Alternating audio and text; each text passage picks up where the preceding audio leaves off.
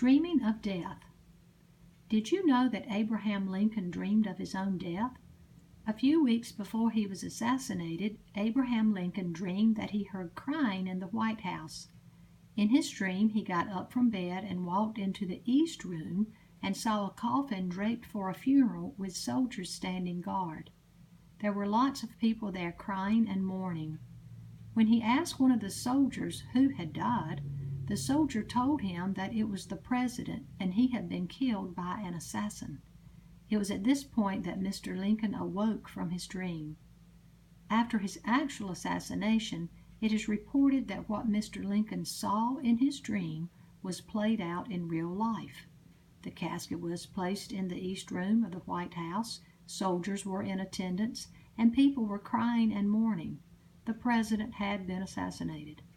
This was a prophetic or precognitive dream. The dreamer dreamed about an event that actually occurred later. Perhaps you have dreamed about a death of someone you know or even your own death. Many times the deaths in our dreams are actually symbolic of change. When I first began working with dreams years ago, I dreamed of the death of a friend. It was extremely disturbing, but they didn't die. The dream was about a change in that person's life.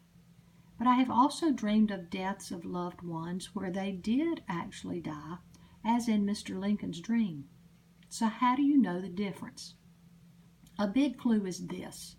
Does the dream seem more symbolic in nature?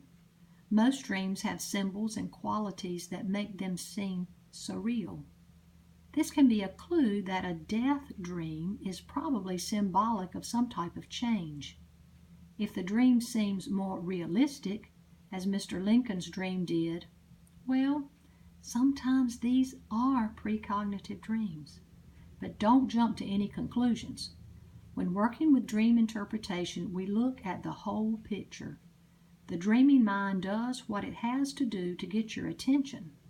If you have one of these dreams, just give me a call, send me an email, and let's talk about it.